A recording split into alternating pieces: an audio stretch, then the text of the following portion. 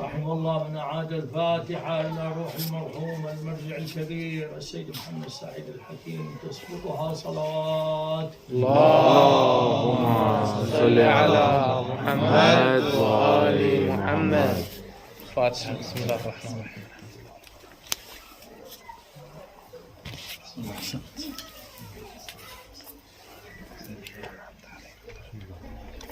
إلى روح المرحوم ألطاف مير ألطاف حسين رحم الله من قرأ الفاتحة تسبقها صلوات. اللهم صل على محمد وآل محمد. فاتحة. بسم الله الرحمن الرحيم. الحمد لله رب العالمين والصلاة والسلام على سيدنا ونبينا خير بشرية محمود الأحمد المصطفى الأمجد حبيب إله العالمين أبي القاسم محمد. اللهم صل على محمد وآل محمد. صلوات الله عليه وعلى آله الطيبين الطاهرين المعصومين الميامين. صلوات.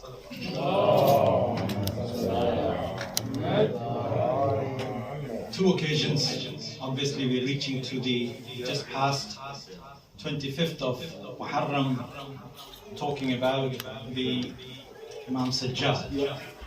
The passing of Imam Sajjad is an important occasion, coincided with the obviously 22 Fathehas that we have recited for one brother, Shakib Ali's father-in-law, Mir Altaf Hussain, and Murtaza Hussain, and also our Marja Ayatullah Hakeem.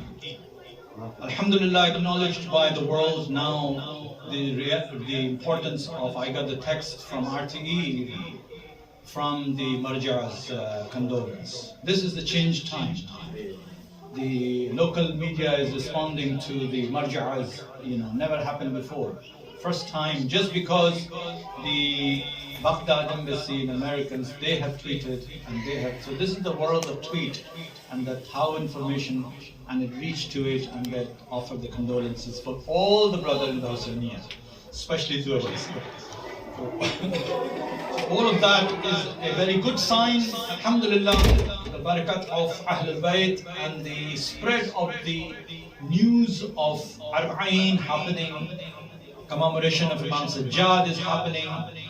All over the world, people are beginning to realize and acknowledge the significance and the importance of Ahlul Bayt alayhi. And going back to the musibah and the troubled life of Imam Sajjad, who was the Waqt Imam in Karbala, and then continued his journey, very difficult, arduous journey from Karbala to Kufa to Sham, to all the different stages, reaching to Sham, and then continued his struggle, but did not leave the hope for the sake of Ahlul Bayt alayhi salam, did not leave any stone unturned, recognizing, proclaiming who he was in front of the eyes of the enemy, that the enemy was trying to suppress his voice in the courts of Yazid. But here Imam Sajjad, with the miracle of Allah subhanahu wa ta'ala, raised his voice when it comes to the time of Adhan. Ashhadu anna Muhammadan Rasulullah.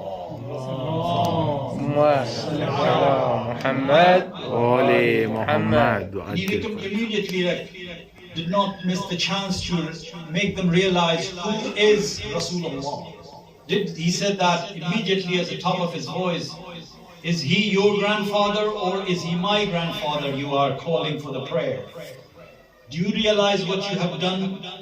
You have done the greatest injustice in the whole world and whole mankind. Until the time of Yawm al-Qiyamah, people will remember this injustice. And people were shocked to know that they know that who he was. He had a difficult journey. An ordinary man, an ordinary human being would have been completely broken.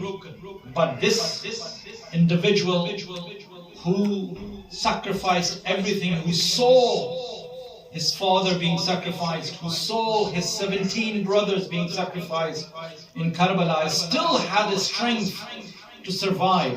Throughout the journey, he was being chained, he was being beaten up, he was being humiliated with the caravan that he took with the women and children, all the way to Sham. And then in the prison of Yazid, he also spent almost a year there. And many incidents happened. He buried his own sister. Sukaina was passed away in the prison of Yazid. He buried her. So he remembers everything.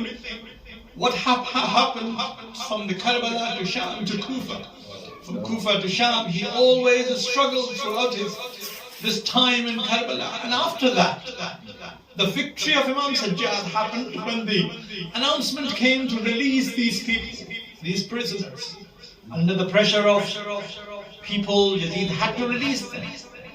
And Imam Sajjad had demanded, according to the request of Bibi Zainab Salamullah alayhi, we should be allowed to give a house so we can mourn for our father. And Bibi Zainab said that we can mourn for my brother. And so the house was provided, and the ladies were being gathered together. The foundation of Majlis was being put down by the Bibi Zainab Salamullah alayhi. And from there onwards, he returns back on the Arba'een to bury the bodies of, he's the only eyewitness. People criticize this, says, who was the eyewitness? Imam Sajjad was the eyewitness of who's who, where is the body of who?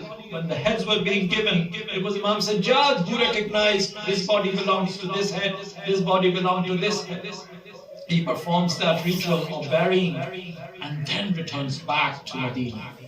That itself is a huge miracle, that after returning, when the Bashir announced the arrival of that this caravan is coming back, people realized that who are these people? And then they announced it. It is Imam Sajjad, it is children, it was ladies from the Karbala.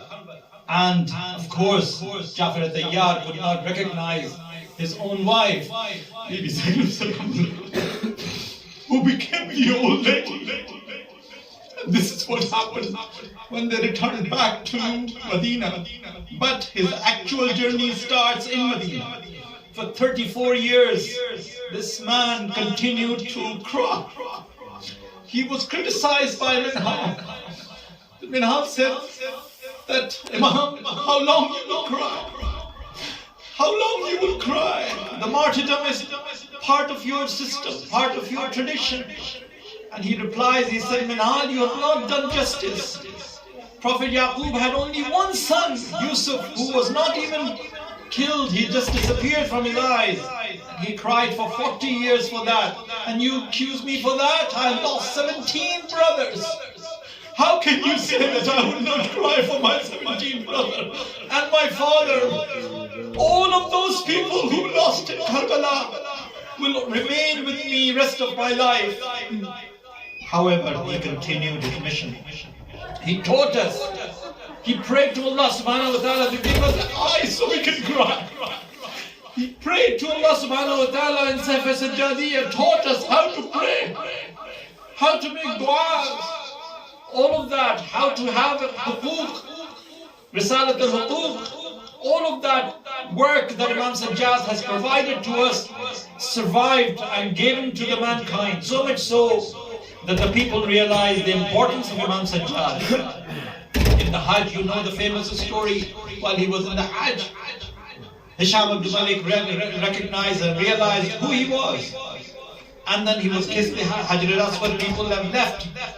And then he was walked in there. That created the envy in the heart of Hisham Abdul Malik, and he poisoned on this day of the 25th of Muharram, after 35 years of surviving, fulfilling his duty, providing his mission, completing his mission, handing over the power, handing over the imamat, not the power, the imamat, to his son Imam Baqir alayhi salam.